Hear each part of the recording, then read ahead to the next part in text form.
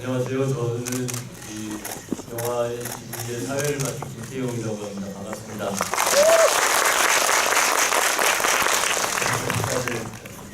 안녕하세요. 공효진입니다. 네, 안녕하세요. 문솔입니다. 먼저 이 두 분하고 저는 이제 영화 작업을 했었는데요. 이 두 분을 이렇게 같이 한 프레임으로 보는 게 10년이 넘는 것 같아요.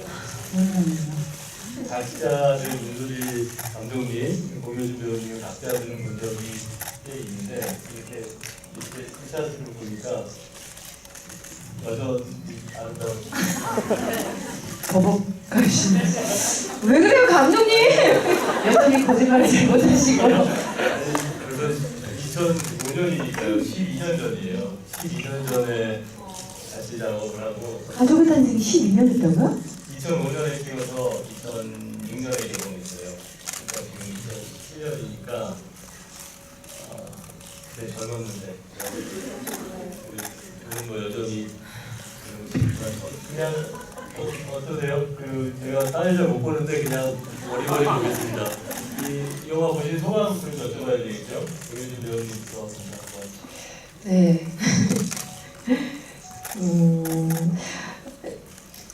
그냥 씁쓸한 것 같기도 하면서 너무 공감되는 부분도 많았고 또 다른 부분도 있지만 또 어쩜 저렇게 똑같지 할 때도 있었고, 그리고 문소리 언니가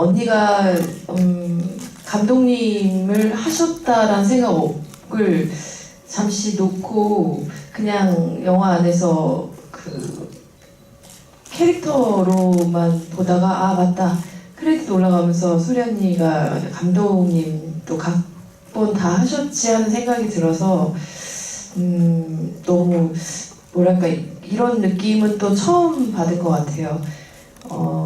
영화를 만드시고 쓰시고 또 모든 씬에 다 나온 이런 작품을 보는 게 좀 새로운 느낌이었고요. 반갑기도 하고 그리고 어려우셨을 것 같기도 하고 네 그랬어요. 저 근데 궁금한 게 있었어요. 언니 혹시 이 영화에 언니 성격이 많이 반영되셨나요? 거의 반영 많이 됐겠죠. 네, 원래 하던 대로 네 하려고 노력하면서 평소의 성격하고 달라 보였어요. 저는 가족의 탄생 때 언니하고 만나는 씬이 없었어요. 그쵸? 이렇게 다른 챕터에 나와서 사실은 언니하고 연기를 이렇게 딱 해본 적이 없었잖아요. 그러네요. 그쵸? 네. 그냥 근데 이렇게 집을 오라 그러구만. 그러긴 했지만 선배님하고 또 같은 여성 선배님이랑 작업을 하는 일이 참 드물어서 사실은 같이 같은 작품을 했던 거의 유일한 선배님이시거든요. 윤여정 선배님 빼고는 선생님이시니까. 근데 그때 딱 똑같다 생각했던 건 달리는 거. 언니 달리기 많이 하셨잖아요, 그때도. 그랬어요? 그렇죠, 감독님. 그렇게 달리셨잖아요, 언니가. 내가 알기로 언니 항상 조깅 하신다고 그랬었는데. 아 맞아요. 그쵸? 수련을 찍을 때 네. 주변을 그렇게 걸어다니고 뛰어다니고 했는데 뭘 쳤어요. 감독님은 딴 데 정신이 팔려서 엄태웅 오빠한테 엄태웅한테 꽂혀가지고. 남자 배우를 더 좋아하시더라고요. 네.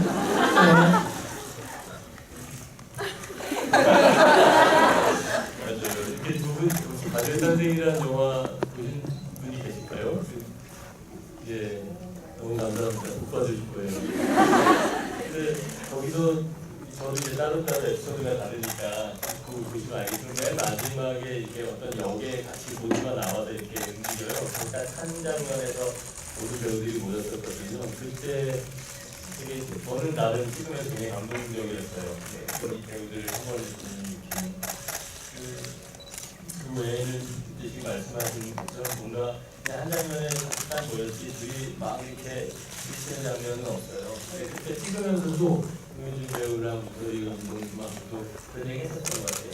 이렇게 뭔가 부딪히면 재밌는 시너지가 나올 수 있는 기대되는 케미스트리의 배우들인데 우리 영화에 없다, 아쉽다 이렇게 생각했었어요. 근데 그래도 그때 그 작품이 참 뭔가 남다른 기억이 느낌이 있었나 봐요. 그래서 정민혜 배우도 그렇고 유진 씨도 그렇고 고두심 선생님도 그렇고 태웅 씨도 그렇고 굉장히 우리가 그 되게 어떤 소중한 시간을 같이 보냈던 그런 그래서 그런 작품을 같이 했던 배우들로 저한테 기억이 남아있고 사실 개인적으로 효진 씨랑 자주 연락을 하고 제가 큰일 있을 때만 연락하죠. 대부분 공부할 때. 근데 사적으로 뭐 커피 마시고 수다 떨고 자주 그러지 않아요. 그렇지만 그렇지 않았어요. 애 키우고 그냥 바빴으니까. 그럼요. 네, 알죠. 네. 근데 늘 굉장히 신뢰하고 있었고 그래도 그런 마음속에 친근감을 늘 갖고 있었나 봐요. 그래서 이번에도 효진이랑 같이 얘기를 해보면 어떨까라는 생각을 했었고 제가 아주 이제 조심스레 이야기를 툭 꺼내놨을 때 효진 씨가 언니 저 괜찮아요 할게요 집에 같이 해요 이렇게 얘기해줘서 굉장히 고마웠어요. 저는 누구세요? 이렇게 문자로 답을 했었는데 그쵸? 끝이나 바쁘니? 이렇게 오셨나? 그래서 누구? 나 소리야 이러셔서 언니 그랬는데 저는 뭐 당연히 이런 자리에 불러주셔서 영광스럽고요. 그 수많은 후배들 중에 저를 또 불러주셔서 영광이었고 그리고 저는 이렇게 앉아서 GV 하는 거 되게 좋아해요. 그래서 저도 사실은 올해 초에 1, 2월쯤에 영화 개봉을 2개를 연달아 하고 되게 꽤 쉬었어요. 그래서 감독님네 집에 애기도 보러 놀러 가고 여행도 다니고 그랬는데 뭐랄까 좀 어색하긴 한데 또 한참 안 하다가 나오면 이렇게 되게 어색하고 그렇잖아요. 속에 있지 않을까 그게 제일 걱정이었어요. 잠깐 갔었는데 아주 나가 사는 줄 알더라고요. 근데 이제 수리 언니를 이제 감독님이라고 불러야 되네요. 그쵸? 감독님. 그러지 말자. 저로서는 이 두 배우를 자주는 못 보는데 뭐 몇 년에 한 번씩 그런 거지만 만나는 기분이 좋은 게 그 12년 전의 느낌이 좀 이어지거든요. 그러니까 그때도 느낌이 지금도 느낌이 항상 저한테는 굉장히 많은 경험을 해온 사람이 아니라 앞으로 할 경험이 많아서 기대가 많고 호기심이 많은 것 같은 느낌이었는데 저는 이 영화를 보고 나서 내가 알고 있었던 그 젊은 항상 앞으로 해야 할 영화에 항상 열정적이었던 윤솔이라는 배우가 내가 모르는 국민들이 여배우로서 많았구나를 처음 느꼈어요. 사실 이 영화를 보고 물론 제가 그냥 친구로서 앞으로 했던 영화보다 할 영화들이 훨씬 많은 배우 느낌인데 어떤 배우 이 영화를 만들면서 실제 여배우 모르겠어요. 여배우 하는 게 힘든가요? 가장 하신 것 같아요. 그쵸? 안 힘들죠? 네, 사람이 그런 것 같아요. 이렇게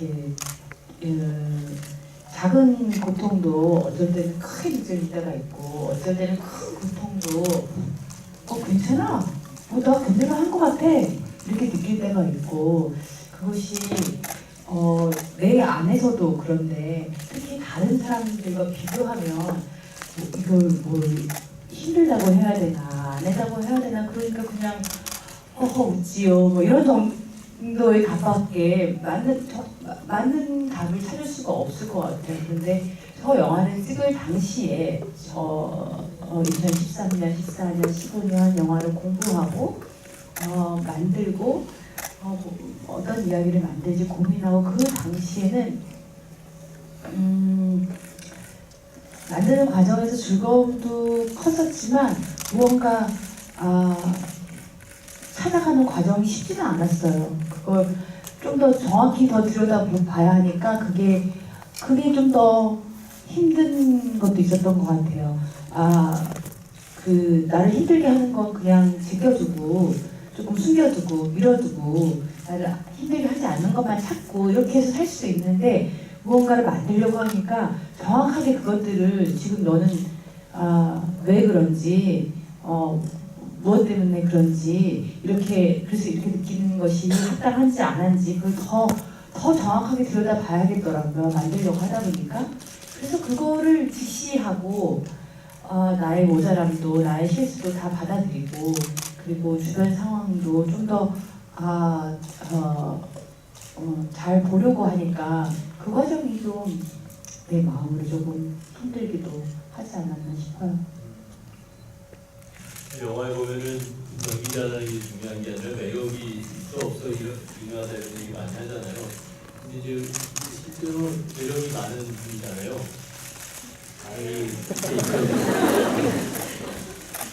근데 이제 그런 이제 여배우로서 고민들을 담고 있는 게 한편으로는 약간 이제 말씀대로 과정대로 키워낸 것처럼 보이기도 하고, 한편으로는 그래도 우리가 아는 모든 매력적인 사람이 항상 그런 고민을 할 것 같아요.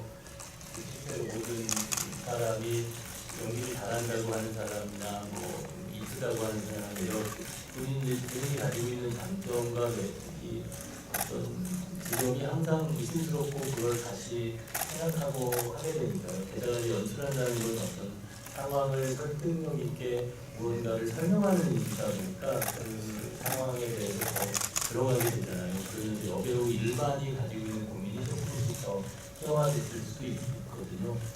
여배우 일반에 대한 고민도 많이 느껴지나요?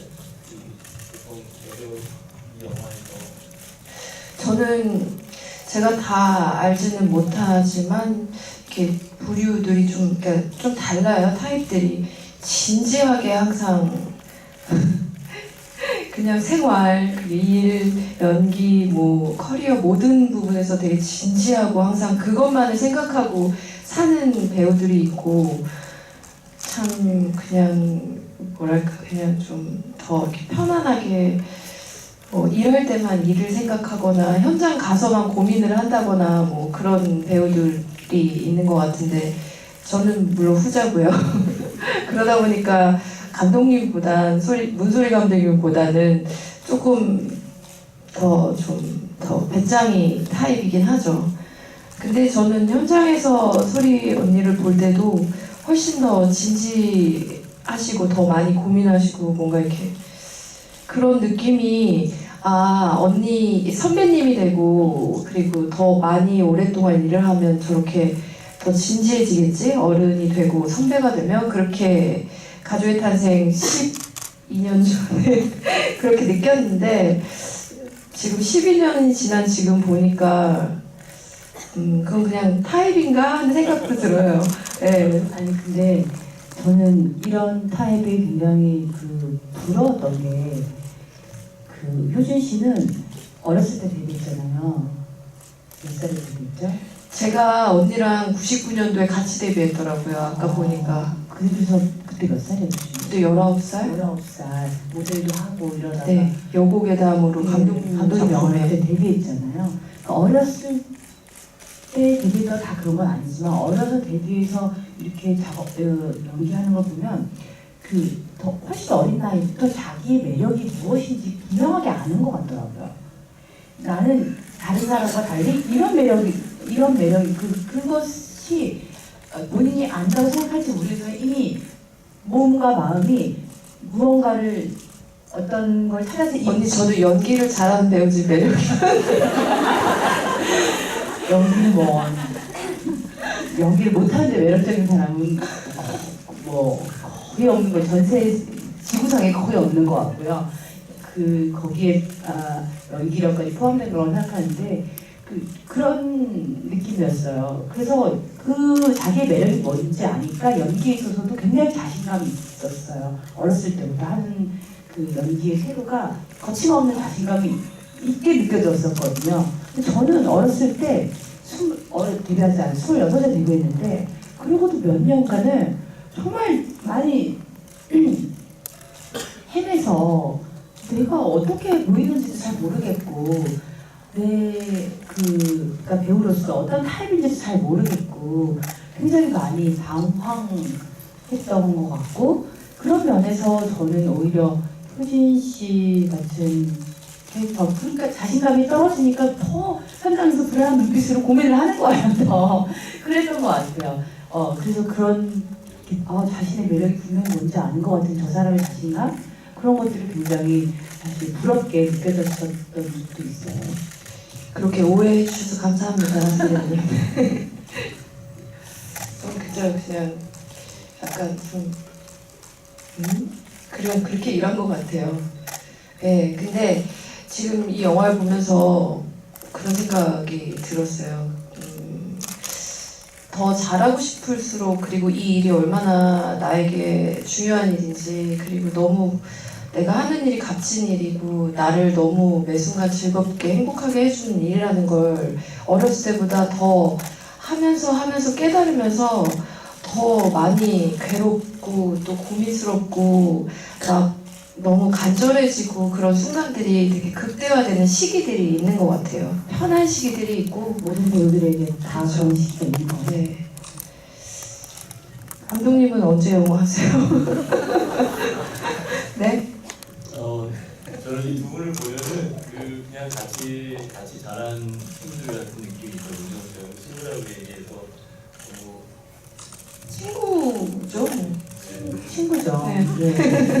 나이를 떠나서 친구죠. 고민진 배우도 19살 때 같이 작업했잖아요. 그때 지금 이 문수리 감독님이 말씀하신 그 자신의 매력을 다 알고 있다는 지점이 어떤 대범함에서 나오는데 그냥 그때 가지고 있는 대범함은 나 이 일을 오래 할 거 아닌데 이런 대범함이 있어요. 나 이거 안 해서 딴 거 하면서 인생 재밌게 살 수 있는데 근데 나는 지금 이 일이 제일 현재로서 제일 재밌으니까 하는 거야. 나는 이것만 하기 위해서 태어난 사람이 아니야라는 자신감이 있어요. 촬영을 하다가 좀 부담되었죠. 어떻게 하면 도망갈까를 고민해요. 그리고 이제 처음 영화 촬영장에서 그거 생각나요. 이렇게 찍으면 이 다음 시간에 다음 커트에 또 나와야 되니까 여기서 살짝 피해 있어야 다음 커트에 안 나오겠구나 생각해서 자꾸 도망가는 거예요. 맞아요. 풀샷에 한 30-40명 나와 있는 광장에서 기둥이 크게 있었어요. 하나가 사이드에. 근데 이미 늦은 시간이었는데 그 풀샷을 찍는데 이제 어떻게든 좀 일찍 가보려고 기둥 뒤로 이렇게 숨어서 감독님이 너 이제 바스트 따야 되시나 그러는데 저 진짜 기둥 뒤에 있었어요. 감독님 안 나왔어요. 그랬더니 아니야 너 요만하게라도 나와 큰 스크린에 나와 그랬었는데 그때는 제가 이 일 안 하고 딴 거 해도 돼 그런 생각보다는 내가 이 일을 평생 하게 될 일이 맞을까 이렇게 그냥 여러 가지 일들을 해본다 생각 아르바이트 개념으로 시작했잖아요. 저는 여고괴담을 그냥 어떻게 하다가 해서 제 평생 직업이 될 거라는 생각을 못하고 작업을 했던 것 같아요. 네. 저는 그 지점이 굉장히 중요한 태도라고 생각하거든요. 나쁜 의미로 제가 이 일을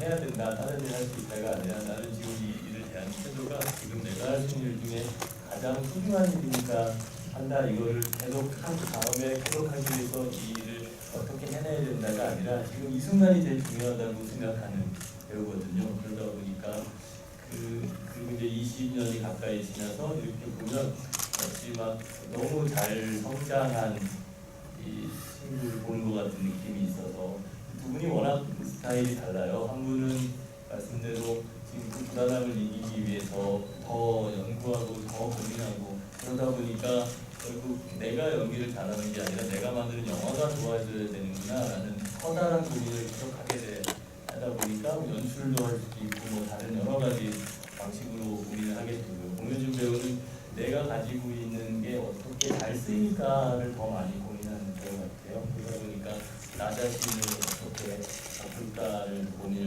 많이 하는 배우고 너무나 이제 다른 스타일로 접근하지만 말씀하신 것처럼 제가 이제 기분이 좋은 거는 우리가 하고 있는 일이 얼마나 중요하고 재밌는 일인가를 계속 알게 되잖아요. 저는 마지막 영화를 보면서도 이제 그 마지막 편에서 이제 그 앞에서 뒷편이랑은 다르게 이제 좋은 영화를 만드는 것에 대한 고민이잖아요. 그 고민을 자연스럽게 하게 되는 게 우리가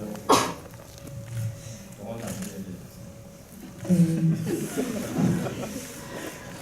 여기 나오신 그 마지막에 그 돌아가신 감독님이 14년 동안 사회자에 없었던 감독님이거든요. 오늘 몇 년 되셨어요? 많죠. 아니, 제가 작은 작업을 되게 많이 해요. 그래서 어떤 제가 많이 안 하는 것처럼 저 감독님도 혼자 작업 많이 하셨어요. 네.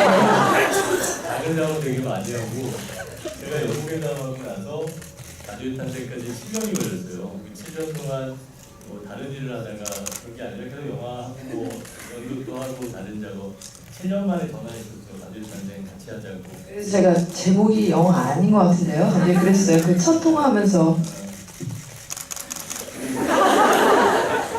갑자기 감독님 돌아가시면 우리들이 할머니 돼가지고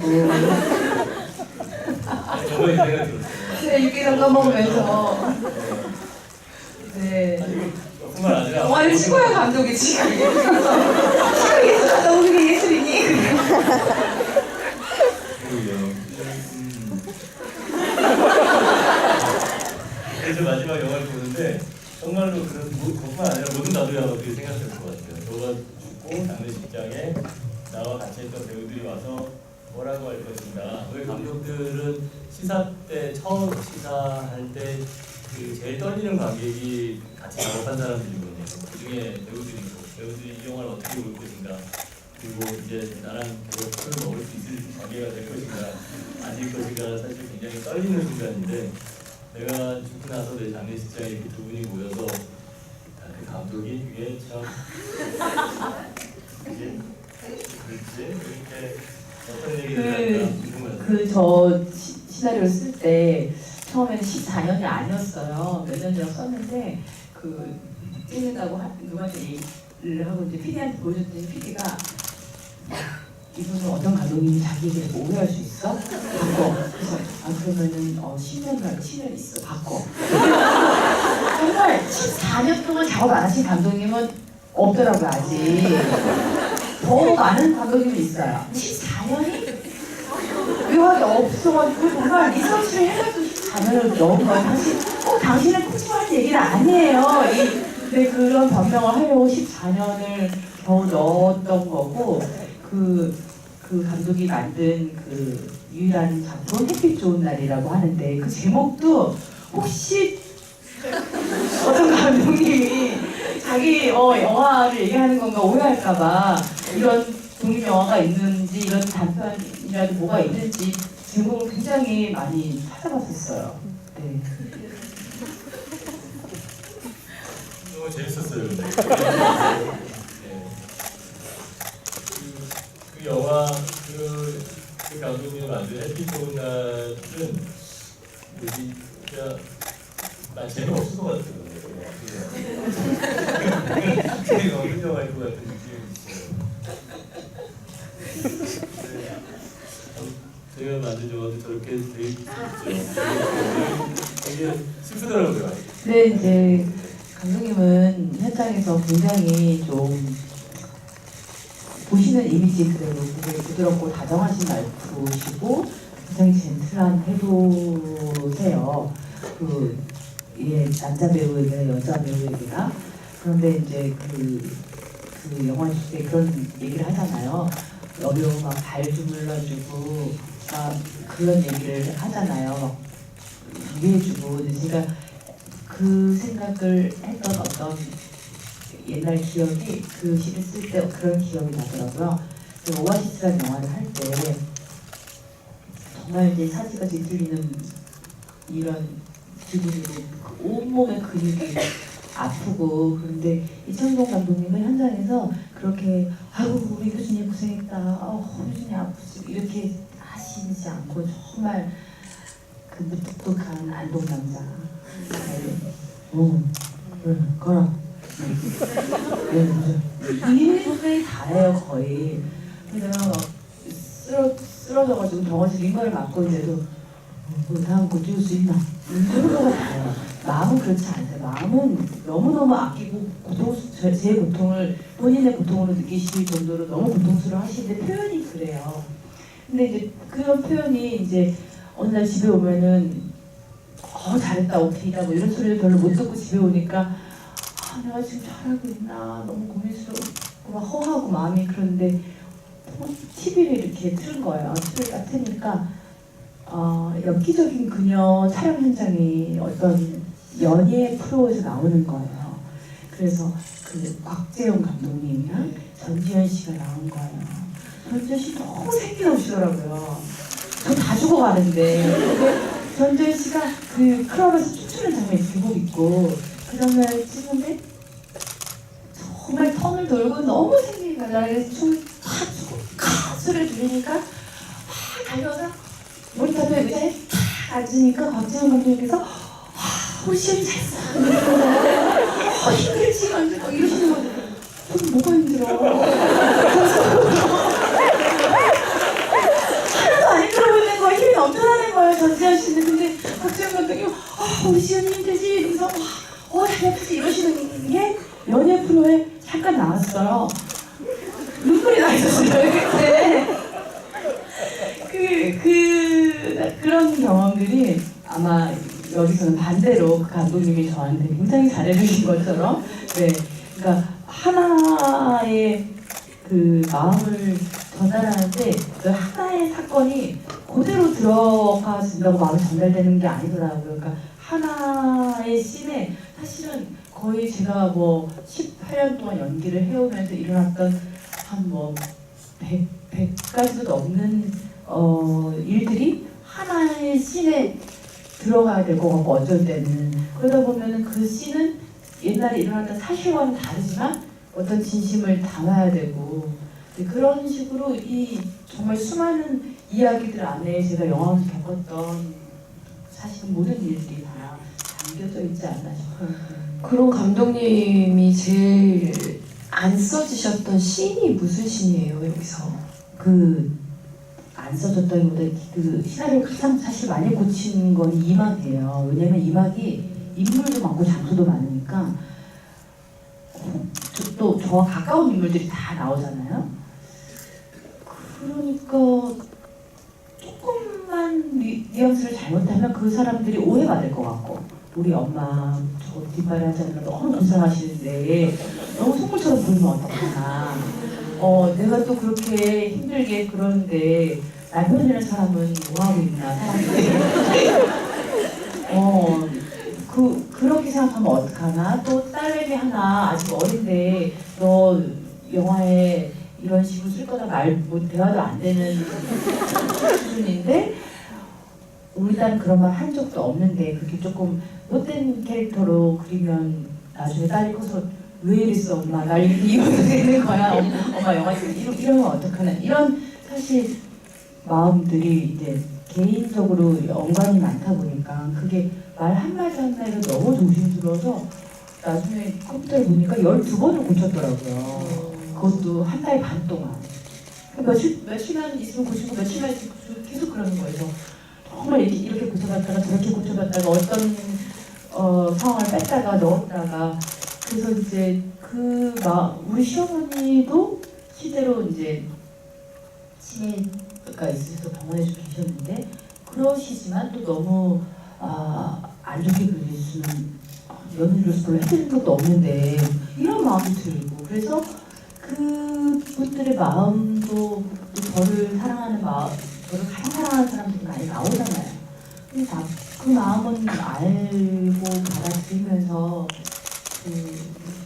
근데 저는 보면서 감독님이 걱정하시는 시어머니도 귀여우셨고 저는 내심 진짜 저 10원짜리를 몇백만 원에 파는 거 아닐까? 막 그런 기대를 했었거든요. 그 사실 제작자들이 상업영화 제작자 특히 여기 우리 1막에 나왔던 원동현 대표라는 천만 제작자 그런 분들은 저한테 바라보고 얘기를 하시더라고요. 마지막에 남편한테 엄마가 이거 줬어요 하고 꺼냈을 때 그 종이에 통장 비밀번호가 써 있었어요. 그렇게 해소를 시켜줘야 관객이 역시 제작자님들은 마지막에 꼭 시원하게 해피엔딩을 해야지. 그럼 어떡할 거야. 마음에 남잖아. 왜 관객을 답답하게 이러면서. 맞아요. 해피엔딩을 그렇게 원하시더라. 그쵸? 안 그러면 영화 어때? 그리고 다들 뭔가 좀 찝찝해 이러고 나온다고 그러면은 다음 관객을 잘 못 끌어온다는 그런 생각하시는. 그리고 저는 그래서 시어머니의 그 행동도 귀여우셨어요. 이렇게 못될 거란 느낌보다는 귀여우신 느낌이었고요. 그리고 딸이 뭔가 말 안 듣는다기보다는 뭐랄까 되게 철이 들었다 보다는 뭔가 자기가는 좀 틀린 생각을 하는 아이인 것 같은 느낌 들었었고, 감독님은 또 그 어떤 굉장히 스위트한 말투에, 요즘 남편 저런 말투 쓰는 사람이 감독님도 그러시더라. 네, 그래서 한국 영화 감독 중에 장준환 네. 분 계세요. 그래서 너무 스위트했어요. 그래서 저렇게 술 먹고 부인이 들어와서 누워갖고 오빠가 저러고 있는데 힘들어요? 무슨 소리죠? 그게 너무 웃겼고 딸이 한 얘기도 너무 재밌었어요. 근데 실제 저희 남편은 저한테 술을 권해요. 늘. 제가 이제 요즘도 거의 100일 안 먹어야겠다 이러고 금주하고 있고 재작년에도 좀 금주한 기간이 있었는데 그럴 때마다 너무 힘들어해요. 나는 술 한 번도 문소리를 결혼한 적이 없어요. 그래서 결혼할 때 그 사람은 술 먹는 사람이었는데 왜 자기랑 한잔 안 해주느냐. 그거 없이 나는 당신이랑 평생 살기 힘들 것 같다. 얘기하면 술 권하는 실제로는 타입인데 그래도 그런 마음이 들 때도 있지 않았을까? 그리고 사실 제 마음 안에 가장 그리고 현대인의 가장 큰 딜레마가 아닐까. 사는 게 힘드니 술을 먹어야겠다 이것과 그렇게 힘드니까 술이라도 좀 줄여야겠다 이 마음과 이 사이에서 그 갈등하는 주변에 많은 사람들을 본 것 같아요. 그래서 그런 대사를 넣게 되었네요. 그대로 너무 재밌었어요. 그 술집이라고 한. 그래서 딸이 한 얘기도 저희가 얘기를 다 하는구나 하는 생각이 들었어요. 힘드니까 쉬고 싶다고 그 얘기 하니까 그것이 바로 포인트였나 그런 생각도 들었어요. 그런 좀 다른 얘기긴 한데 그 약간 스위트하다는 거 있잖아요.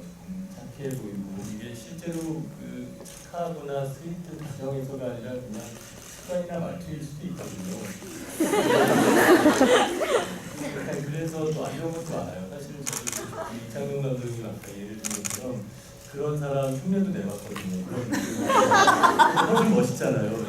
굉장히 차갑고 이렇게 보이다가 그냥 오늘 밥은 먹었나? 이거는 사실은 너무 좋은 사람이었어. 이렇게 되잖아요. 저 같은 사람 맨날 웃으면서 이렇게 있다가 오늘 뭐 밥 안 먹고 그냥 진짜 이러면 원래 나쁜 놈이었어. 겉으로 저래 보이지만 사실은 나쁜 사람. 이렇게 된단 말이에요. 그래서 뭔가 흉내를 내본 적도 있는데 촬영장에서 쿨하고 스케일 보이려고. 그리고 김태형 감독님이 이렇게 막 수고했어 이런 스타일은 아니시잖아요. 그냥 네, 조금 계속 시키시잖아요. 남편도 굉장히 부드러운 말투지만 가끔 그 말투 때문에 처음 들을 때는 뭐 나를 위로하는 분위기인데 이거 나한테 따뜻한 분위기인데 그런데 3초 정도 생각을 보면 내용이 이렇게 태부를 찌르는 촌철살인적인 이런 그런 데가 있어요. 그 대사가 너무 저는 재밌었어요. 술 죽여버렸는데 그거에 엄청나게 담겨있고 말투만 스윗해. 그렇죠. 네. 그래서 약간 모르겠어요. 감독님 약간 비슷한 점을 좀 느끼거든요. 말투에서. 비슷하시죠. 감독님 좀 비슷하세요. 감독님도 근데 그냥 저한테 창 배우라고 하셔갖고 단편 영화를 3일 동안 찍은 적이 있는데 처음 저 노래를 아주 잘하는 편이 아니라 창을 하는 게 되게 힘들었는데요. 그거를 3일 찍을 영화로 한 2주인가 배웠어요. 그리고 잠깐씩 짧게 부를 거니까 너무 걱정 안 해도 된다고 그러셔놓고 막상 찍을 때는 처음부터 끝까지 완창을 20번 했나? 그리고 한 20번 되니까 목이 막 가니까 이제서야 진짜 트이는 것 같이 긁는 소리가 난다면서 그러더니 와서 저한테 효신아 여기서 한번 울어볼래? 그래서 상담하는데 갑자기 울라고 그러셔서 어떻게 울지? 그렇게 했던 근데 감독님도 이렇게 막 힘들겠지 그건? 그런 편이 아니라 그냥 계속 이거 해볼래? 저거 해볼래? 끝까지 그런 불러볼래? 말투와 분위기로 그 사슴 눈망울 같은 데는 흠뻑흠뻑 하시면서 끝까지 계속 시키시죠. 지금 갑자기 생각났는데 감독님이랑 가족 탄식 찍을 때 언니 되게 힘들어하셨잖아요 감독님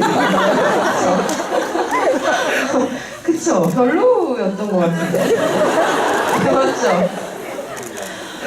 그때 너만큼 했었었죠 제가. 그쵸. 네. 왜 이러냐고 나한테.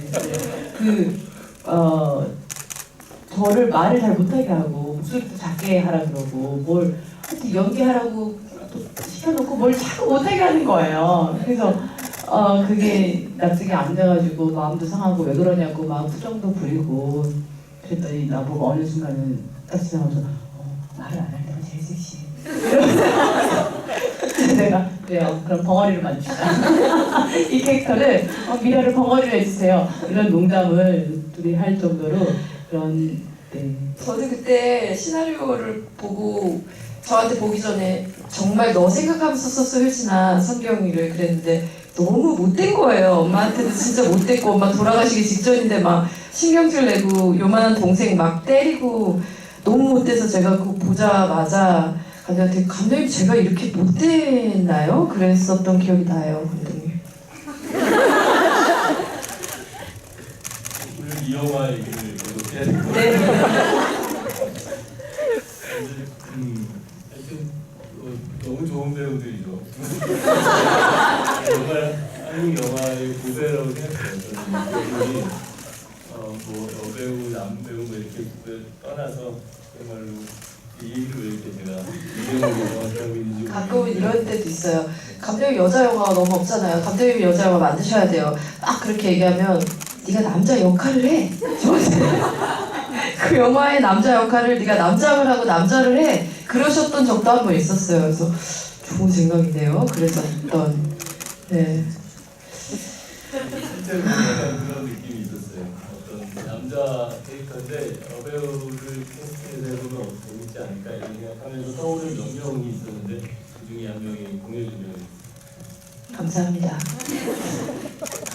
전 또 궁금한 게 보면서 제가 여자 배우라서 뭐가 더 힘든지 저한테 이렇게 이렇게 일을 하다 보면 영화를 만들어 보는 것도 좋은 아이디어고 영화를 제작해 보는 것도 한번 생각해봐 뭐 이런 얘기들을 가끔 들을 때가 있잖아요. 어떤 그런 자리에서. 근데 선배님이 이게 감독님이 더 힘든가요? 배우가 더 힘든가요? 저는 모르겠어요. 배우는 18년 동안 해왔었고 감독은 처음이니까 그게 감독이 더 힘들게 느껴졌나? 우리 남편 저랑 법적으로 부부이시고 된지 오래됐어요. 네. 숙소가 너무 아파서 장준환 씨는 연기하기 그렇게 힘들었대요. 그래서 얼굴이 안 나오신 거예요? 찍긴 찍으셨어요, 봤을 때. 너무 힘들어가지고 힘들어해서 제가 감독들이 다 그렇죠. 김태형 감독님이 김태형 감독님이 연기하는 거 좋아하시잖아요. 다 좋아하죠. 근데 김태형 감독님이 그 창하는 영화 찍을 때 요만큼만 하면 돼 이러고 데리고 갔던 것처럼 저도 저희 남편한테 어깨만 걸을게요. 얼굴 안 나오게 할게요. 방 어두워서 얼굴도 안 나올 거고 등만 잠깐 어깨 여기만 걸을게요. 대사만 하세요. 이렇게 이제 꼬드려 갔는데 현장에 왔어요. 귤을 사들고서 네, 이 방에 세팅 좀 하고 있을게요. 저 방에 잠시 계세요. 그랬어요. 방에서 이제 앵글 잡고 이러고 감독 어딨지? 같이 남편 감독님이라고 그러고 감독 씨 어딨지? 이러고 찾아갔더니 방문을 열었더니 그 방에서 메이크업을 받고 있는 거예요. 분명히 어깨만 벌겠다고 거짓말 12시에 얘기했는데 메이크업을 다 받고 헤어를 막 만지고 있어요. 그래서 내가 지금 뭐 하는 거예요? 내가 안 하셔도 되는데? 그랬더니 이래서 얼굴도 안 나와요. 감독 말을 어떻게 믿어요? 나도 감독이지만 감독이 어깨만 걸린다고 그게 그렇게 찍은 감독이 어딨어 이러더라고요.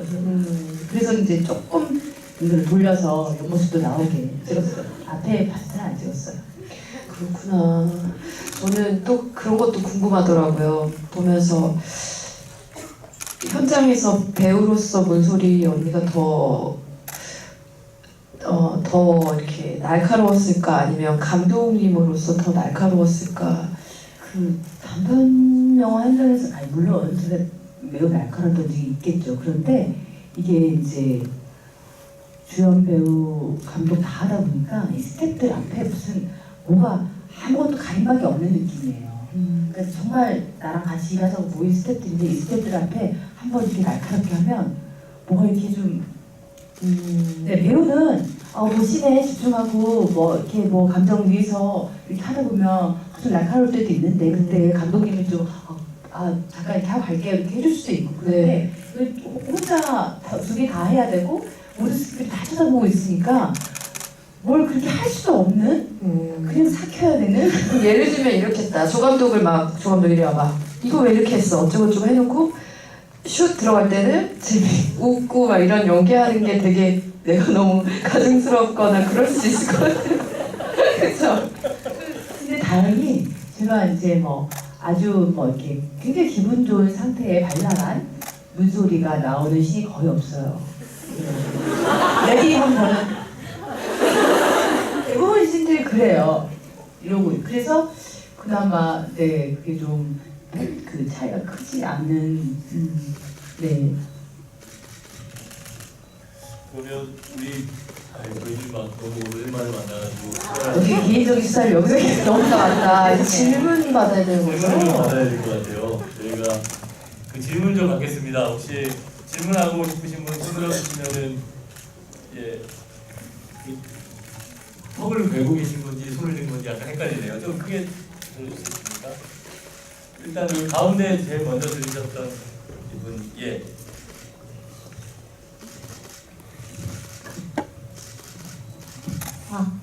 안녕하세요. 그 영화 잘 맞고요. 그 영화를 연출하시거나 영화를 이제 오랫동안 연기를 하시면서 영화 자체에 대한 생각의 변화가 있었을 것 같은데 그런 뭐 어떤 점에서 영화 자체에 대한 생각이 변하게 됐는지 궁금합니다. 생각이 변했다기보다 잘 몰랐어요. 영화에 대해서 제가 그냥 잘 알고 시작한 게 아니었고 또 그 영화를 시작하기 전에 영화를 굉장히 좋아하는 매니아거나 뭐 그러지도 않았어요. 공연을 굉장히 좋아해서 연극은 많이 보러 다녔는데 그래서 좀 늘 약간 나는 사실 연극을 더 좋아했었는데 내가 막 따라다닌 적이 없는 사람이랑 결혼한 느낌? 네, 그렇게 표현해야 되나? 근데 그게 좀 미안한 거예요. 내가 그렇게 공부하거나 따라다니거나 막 사랑하지 않았는데 영화를 문득 그렇게 캐스팅을 시작하게 된 게 그러고 또 상도 받게 되고 한국영화계가 저를 받아들여주고 이렇게 가는 과정이 문득 좀 미안한 생각도 들고 그리고 잘 모르니까 싶어서 더 계속 나는 잘 모르니까 공부해야 돼, 더 알아봐야 돼 이런 생각을 좀 많이 했던 것 같아요. 그래서 시간이 지나 보니까 지금은 훨씬 더 관계가 깊어지고 저 옛날보다 훨씬 애정도 깊어지고 그런 느낌이에요. 또 이어서 질문 받겠습니다. 조금 그러니까 한 분당 그 질문 하나씩만 해주시면 좋을 것 같고요. 약간 조금 한번 조금씩 올라가 보겠습니다. 다섯 번 질문이 있으신 안녕하세요. 저 학생이고요. 제가 그 장례식장에서 빔을 해서 보여주시잖아요. 그 영상을 보고 엄청 많이 울어가지고 네, 그래서 그 영상을 찍으실 때 어떤 느낌이셨는지 너무 궁금해요. 그 영상은 주로 여러 가지 영상이 이제 섞여 있는데 주로 이상무 선생님이라는 그 연극 연출을 하시는 차이무야의 선생님이 계세요. 저랑 연극도 했었고 그 선생님이 연극원 교수님이셨는데 정년퇴임하시고 강원도 고성으로 가셨어요. 그래서 거기서 2년 정도 사셨는데 2년? 네. 그 고성에 가시면서 그 전에 이렇게 자주 저랑 문자를 주고받거나 이런 사이가 아니었는데 텔레그램을 통해서 굉장히 자주 문득문득 고성의 자연의 모습을 저한테 동영상을 보내주셨어요. 새벽에 정말 5시 반에 해 뜨는 모습도 보내주시고 새들 모습도 보내주시고 파도가 크게 치는 모습도 찍어 보내주시고 그냥 모래가 흩어지는 모습 이런 것들을 그냥 보내주셨는데 어느 날 제가 마음이 많이 힘들 때 그냥 잠도 별로 못 잤는데 그 동영상 때문에 잠이 깬 것이 짜증스럽지가 않고 오히려 눈물나게 굉장히 감동적이고 그런 순간들이 꽤 있었어요. 그래서 이거 별것도 아닌데 누구나 찍을 수 있는 건데 이것이 왜 이런 힘을 갖게 된 어떤 힘을 갖고 있나 이런 궁금함이 있었어요. 그리고 그걸 통해서 영화는 왜 찍고 왜 만들고 사람들은 왜 보고 싶어하고 우리는 왜 보여주고 이런 걸 하고 있는 거지? 우리가 하는 일에 그 근본적인 출발이 뭐지? 이런 고민까지 이어지게 되고 그러면서 이제 제가 헌팅 다니면서 찍은 길거리 모습이랄지 또는 맨 마지막에 그 안개 낀 장면은 영화 찍느라 너무 바쁜 와중에 아기가 갯벌 체험을 서해안에 간다고 갔는데 가서 자기만 엄마 아빠가 아무도 안 왔으니까 좀 그런가 봐요. 그래서 엄마 왔으면 좋겠어 전화가 왔길래 또 운전을 해서 막 서해안을 미친 듯이 달려갔어요. 가면서 내가 지금 이거 이 영화 찍다가 이게 뭐 하는 짓인가 그러고 갔는데 갔더니 그 갯벌이 안개가 너무 자욱해서 애를 찾을 수가 없는 거예요. 연주야 이러고 찾았는데 찾아도 애는 어머 아싸 이러더니 또 안개 속으로 사라지고 조금만 그 안개 속에 그냥 앉아가지고 돗자리 하나 깔고 앉아가지고 애가 올 때까지 기다리는 거예요. 내가 여기 왜 왔나 여기는 어디인가 나는 누구인가 이런 심정으로 앉아있는데 그 자욱한 안개와 그 속에 비닐봉지 같은 것들이 굴러다니는데 뭔가 찍고 싶다는 생각이 들어서 문득 그냥 아이폰으로 찍었어요. 그런 것들이 다 섞여 있었어요. 그래서 그 찍는 마음에 굉장히 좋은 마음들이 들어있었던 것 같고 내가 그 햇빛 좋은 날 감독님의 좋은 마음을 1%도 못 헤아려 준 것에 대한 반성하는 마음이 진짜 굉장히 많았었고 이 드라마 안에서 그러면서 그 장면을 넣었어요. 근데 참 이렇게 만들고 보니까 조명을 많이 하지 못해서 그 부분은 좀 화질이 좀 떨어져 보이고 어두운 데서 찍어가지고요. 감사합니다. 저는 또 만드는 사람 입장에서는 기술적으로 그런 것들이 아쉽기도 하고 그랬었습니다. 또 질문 받아보겠습니다. 좀 더 멀리 가볼까요? 맨 뒤에 한번 가보겠습니다. 좀 맨 뒤쪽에 계신 분.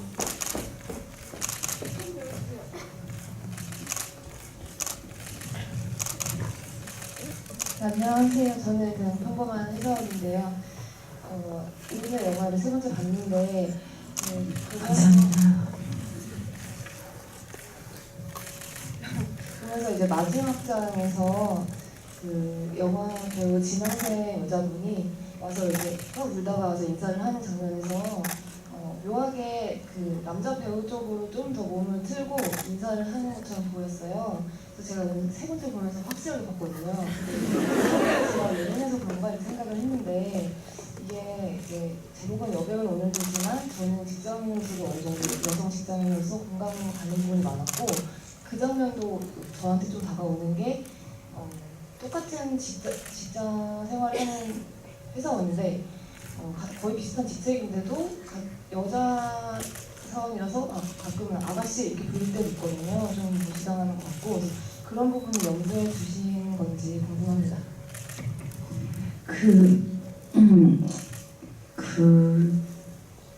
이 배우라는 직업이 그 자신의 매력을 이제 많이 사실은 뭐 모든 직업에서도 매력이 드러나지만 그것들을 굉장히 상업적으로도 많이 이용하고 네, 드러내게 되는 그런 일이잖아요. 그래서 어렸을 때는 그런 생각도 했던 것 같아요.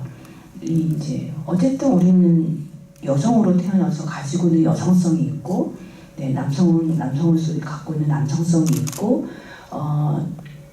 그것을 드러내는 것이 어쩔 때는 죄책감을 느껴질 때 이게 맞는 건가? 내가 똑바로 살고 있나? 이런 생각이 들 때도 있었어요. 헷갈리는 거예요. 여배우라는 직업이 이런 직업인가? 이런 생각이 들 때도 있고, 그런데 그런 생각을 하면서도 나도 모르게 또 어떤 자리에서는 내가 너무 좋아하는 감독님이 오면 감독님 안녕하세요 이러고 또 어필하게 되잖아요. 무언가 나도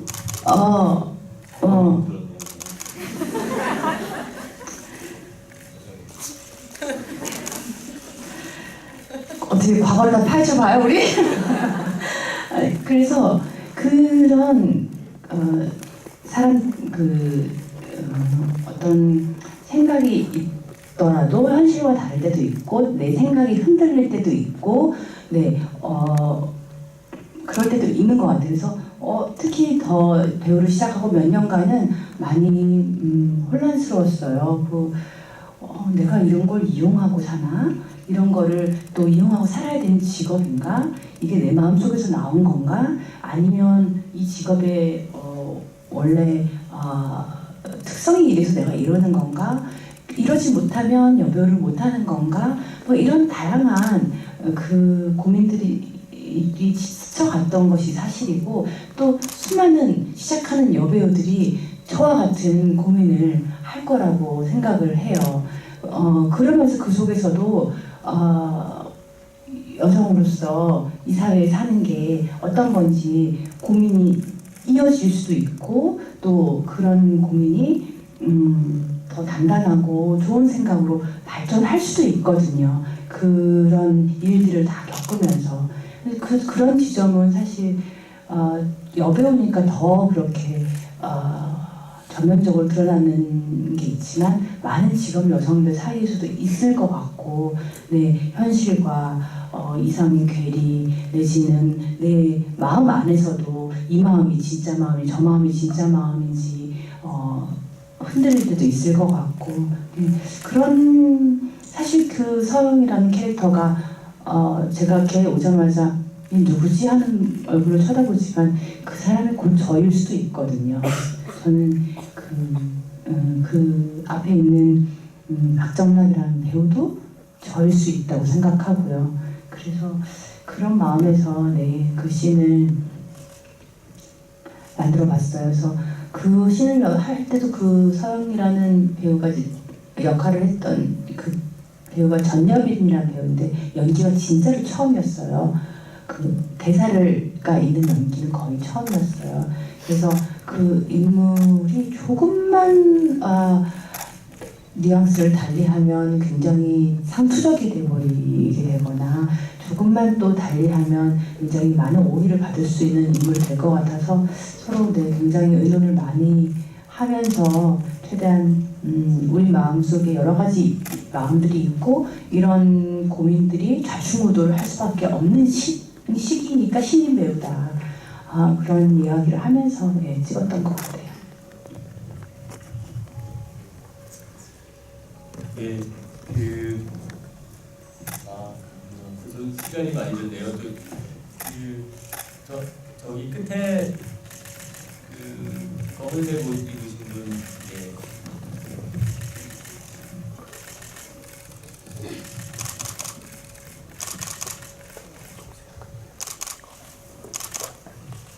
안녕하세요. 저는 그냥 학생이고요.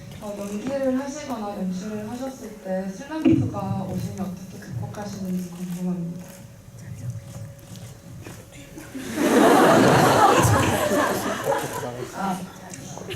네, 제가 슬럼프를 크게 겪었던 거예요.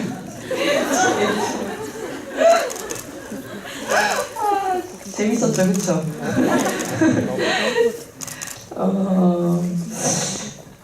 저는 참 그런 생각 들어요.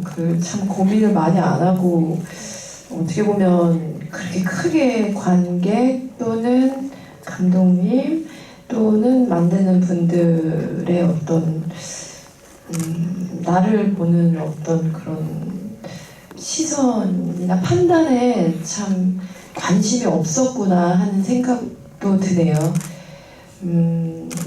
어떻게 보면 참 럭키한 것 같아요. 제가 그런 성격을 타고 태어난 게 이 배우라는 직업을 하면서 또 선배님이랑은 다르게 어떻게 보면 거기에 무뎌서 혹은 그것보다 나 좋은 게 더 중요해서 단순해서 어떻게 보면 좀 더 행복하게 좀 걱정을 좀 덜하고 일을 했지 않았나 하는 생각이 들어요. 근데 지금쯤 되니까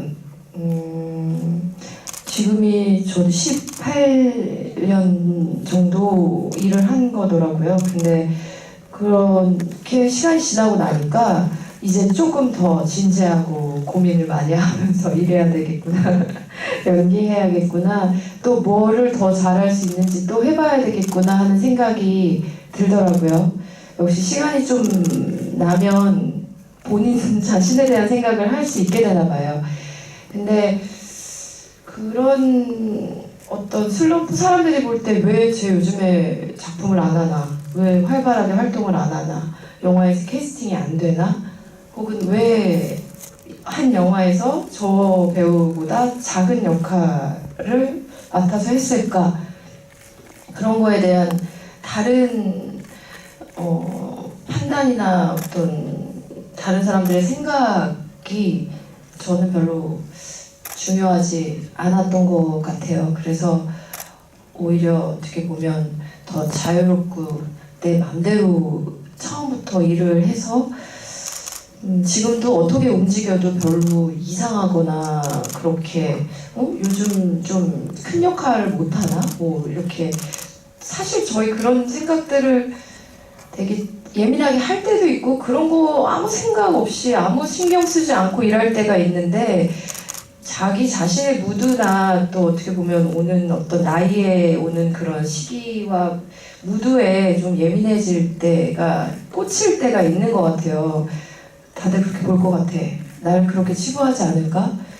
그러면서 근데 다행이라고 생각하면서도 슬럼프가 어떻게 보면 사람들이 느낄 땐 있었을지도 몰라요. 저한테 저 때가 슬럼프였던 것 같아. 뭐 드라마가 안 되고 뭐 영화가 안 되고 뭐 그럴 때 근데 사실 연기하고 나면 저는 그런 거에 별로 신경을 많이 안 쓰려고 노력하는 거죠. 정말 신경이 안 쓰이다기보다는 뭐 또 다음이 있고 또 다음이 있고 그렇게 위로하고 괜찮다 생각하면서도 조금씩 쌓이는 상처들은 있는 것 같아요. 이제 조금 더 활동을 하고 보니 이런 것들이 상처였나 하는 생각은 드는데 긍정적인 사고가 가장 좋은 처방이지 않을까요? 뭐 다들 슬럼프라고 하지만 나 슬럼프가 아닌데 그렇게 생각해버리면 자기 머릿속에 모든 행복과 불행이 만들어지는 거라고 생각하면서 그냥 마인드 컨트롤 나는 괜찮다 난 잘하고 있다 사람들이 볼 때도 그럴 것이다 생각하면서 그냥 그렇게 극복합니다. 네.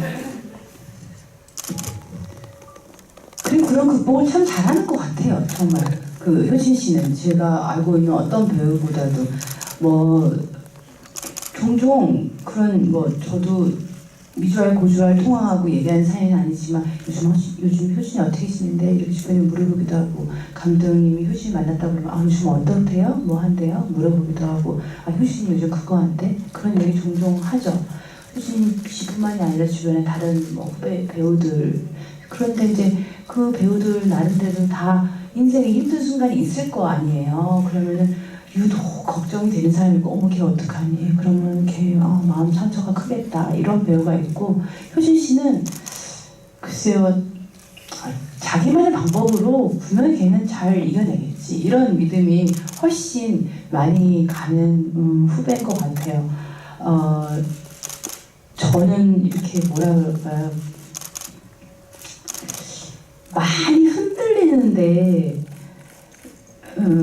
그래도 뽑히지는 않고 뿌리는 좀 단단한 이런 느낌이라면 효진 씨는 그냥 이런 많이 흔들림도 없이 그냥 훌쩍 그쪽 공기는 어떠니? 내가 이렇게 물어볼 만큼 그런 나무 같은 느낌도 들어요.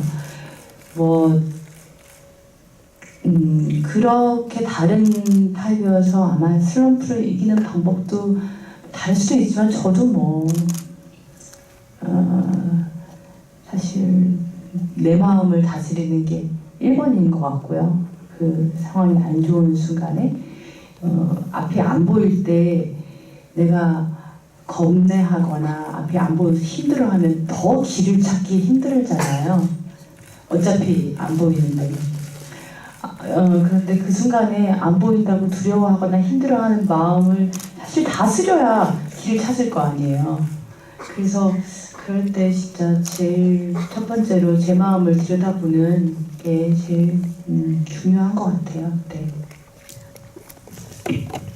저희가 너무 좋은 얘기들 많이 듣다 보니까 시간이 많이 흘렀나 봐요. 그래도 사인이 계속 오고 있어요. 저희가 시간이 지나서 더 이상 할 수가 없다고 다음 영화 상영이 있고 그래서 오늘 어쨌든 마쳐야 될 것 같죠? 예, 그러면 이 영화 덕분에 또 이렇게 좋아하는 분들 같이 뵙고 그래서 저는 기분이 좋았고요. 이렇게 마지막 인사할 시간이 없을까요? 예, 마지막 한마디씩 인사해 주시겠어요? 네, 저는 마인드 컨트롤 잘 하면서 이제 가을을 보내고, 가을에는 너무 날씨가 좋잖아요. 이럴 때는 많이 놀러 나가야죠. 네, 그리고 또 다음 작품을 빨리 준비해야 되는, 그리고 여배우는 오늘도 홍보에 박차를 가하겠습니다.